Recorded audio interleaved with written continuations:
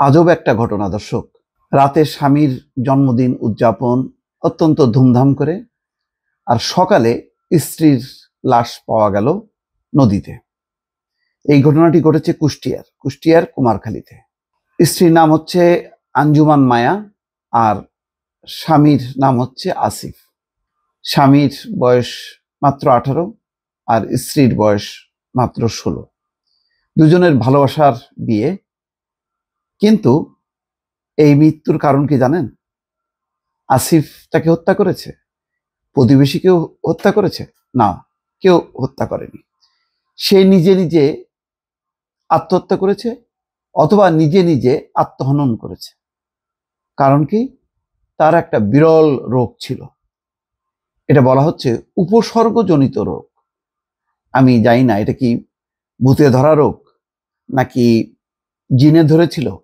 রাত 1টার দিকে, অর্থাৎ রাতের বেলা ধুমধাম করে শাশুড়ি, তারপরে ননদ সবার সঙ্গে মিলে আসিফের জন্মদিন পালন করে, এবং আসিফকে সে জন্মদিনের কেক কিনতে পাঠায়, কেক আনায়, এবং রাত্রে 10টার দিকে তারা খুব ধুমধাম করে জন্মদিনটা পালন করে। কিন্তু রাত 1টার দিকে এই আঞ্জুমান মায়া ঘর থেকে বেরিয়ে যায়। কিভাবে জানা গেল? আসিফ বলছে যে জন্মদিনের কেক কাটার পরে তারা ঘুমিয়ে পড়েছিল। অনেক রাতে ঘুম ভেঙে যায়। ঘুম ভেঙে যে দেখে যে দরজা খোলা, একদম হা করে আছে দরজা। তারপরে বের হয়, প্রতিবেশীদেরকে জানায়। প্রতিবেশীরা মিলে খোঁজাখুঁজি করতে থাকে। তাকে নাকি পাওয়া যায় না, মানে তাকে পাওয়া যায়নি। আর পরদিন ভোরবেলায় জেলেরা তার লাশ উদ্ধার করে। কিভাবে? তাদের যে নদীতে জাল পাতা ছিল, সেই জালে আটকা পড়েছিল একটা লাশ। পরে পুলিশে খবর দেওয়া হয়, স্থানীয় লোকজনকে খবর দেওয়া হয়। তারা এসে আঞ্জুমান মায়ার লাশটা শনাক্ত করে, এবং এটা আঞ্জুমান মায়া। আচ্ছা, এটা তো গেল তার শ্বশুর বাড়ি, অর্থাৎ আঞ্জুমানের শ্বশুর বাড়ি। তার স্বামীও বলছে তার উপসর্গজনিত রোগ ছিল, এবং প্রায়ই নাকি সে ঘর থেকে বের হয়ে যেত। যখন আসিফ ঘুমাতে যায়, তখনও নাকি সে দেখেছে আঞ্জুমান মায়া মোবাইল চালাচ্ছিল, অর্থাৎ মোবাইলে মেসেজ টেসেজ দিচ্ছিল বা চ্যাট করছিল, এমন একটি অবস্থা। এই অবস্থায় সে ঘুমায় যায়। এটা কি বিশ্বাসযোগ্য দর্শক? সম্ভবত বিশ্বাসযোগ্য না।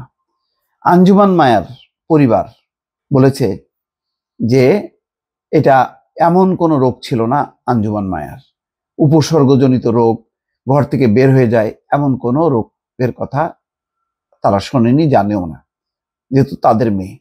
কিন্তু একটা কথা বলেছে তারা, যে কিছুদিন আগে ব্যবসার জন্য 3 লাখ টাকা চেয়েছিল আঞ্জুমান মায়ার বাবা মার কাছে, কিন্তু তারা সেই টাকাটা দিতে পারেনি। এখন আঞ্জুমান মায়ার যেই বাবা মা, তারা সন্দেহ করছে আসিফ হয়তো রেগে গিয়ে বা কোনো কৌশলে আঞ্জুমান মায়াকে হত্যা করেছে। তারা এই ঘটনার বিচার চায়। এখনো পর্যন্ত লাশ থানা পুলিশের কাছে, এবং তারা তদন্ত করছে। নিহত আঞ্জুমান মায়া ওই এলাকার আজিজ শেখের ছেলে আসিফ শেখের স্ত্রী। আসিফ কয়া মহাবিদ্যালয়ের 11 শ্রেণীর ছাত্র এবং একটি বেসরকারি কোম্পানির খাদ্য পরিদর্শক। তিনি কুষ্টিয়া সদরের ত্রিমোহিনী বারখাদা এলাকার আজিমুদ্দিনের মেয়ে। শ্বশুর বাড়ির লোকের ভাষ্য যে আঞ্জুমানের উপসর্গজনিত রোগ ছিল। উপসর্গ রাতে ঘর থেকে বের করে নিয়ে নদীতে ফেলে মেরেছে, অর্থাৎ জিনে বা ভূতে তাকে টেনে নিয়ে যে ওই নদীতে ফেলছে। আসলে এটা কি বিশ্বাসযোগ্য হবে? কেউ কেউ বিশ্বাস করেন যে এই ধরনের ভূতে ধরা, জিনে ধরা ঘটনা আছে, কিন্তু এটি আধুনিক বিজ্ঞান সাপোর্ট করবে না। এবং নিশ্চয়ই মরদেহর শ্রোথাল প্রতিবেদন প্রস্তুত করা হচ্ছে, এবং তারা নিশ্চয়ই এটা পোস্টমর্টেম রিপোর্টেই বের হয়ে আসবে আসলে কি হয়েছিল। বাবার বাড়ির লোক, আঞ্জুমান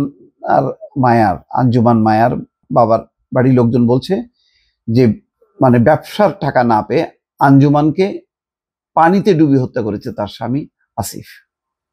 দেখা যাক। অথচ মাত্র সম্পর্কে 7 মাস আগে নানা বাড়িতে বেড়াতে গিয়ে আসিফের সঙ্গে প্রেমের সম্পর্কে জড়িয়ে পড়েন। বিয়োগ বেশি দিন হয়নি, 7 মাস আগে। এই সম্পর্কের 2 মাস পর বাড়ি থেকে পালিয়ে বিয়ে করেন তারা। পরে বউ নিয়ে নিজ বাড়িতে ওঠে আসিফ। 2 পরিবার মিলে ফের তাদের সামাজিকভাবে বিয়ে দেয়, এরপর তাদের বেশ ভালোই চলছিল তাদের দাম্পত্য জীবন। এলাকাবাসীও বলেছে না, তাদের মধ্যে কোনো গোলমাল চলছিল, এরকম কোনো ঘটনা ঘটেনি। 8টার দিকে স্বামী ও শাশুড়িকে নিয়ে ধুমধাম করে কেক কাটেন। রাতে স্বজনদের সঙ্গে খেয়ে 10টার দিকে ঘুমিয়ে পড়ে আসিফ। আঞ্জুমান স্মার্টফোনে ব্যস্ত ছিল তখন। রাত 1টার দিকে আসিফ জেগে দেখেন স্ত্রী ঘরে নেই, ঘরের দরজা খোলা। সে সময় তিনি স্বজন এবং প্রতিবেশীদের সঙ্গে নিয়ে সম্ভাব্য স্থানে খোঁজাখুঁজি করেও স্ত্রীকে আর পাননি। শনিবার সকাল 6টার দিকে বাড়ি থেকে প্রায় 100 মিটার দূরে পদ্মা নদীতে ভাসমান মরদেহ দেখতে পায় স্থানীয়রা। যাই হোক, ঘটনাটা খুবই আজব। আর এটা যদি প্রতিষ্ঠিত হয় যে ভূতে জিনে ধরেছে, তাহলে তো একটা অন্যরকম একটা কাহিনী, অলৌকিক কাহিনী হবে। দেখা যাক এখন পুলিশ বের করুক কিভাবে ঘটনাটি ঘটেছে। দর্শক ভালো থাকবেন, আল্লাহ হাফেজ।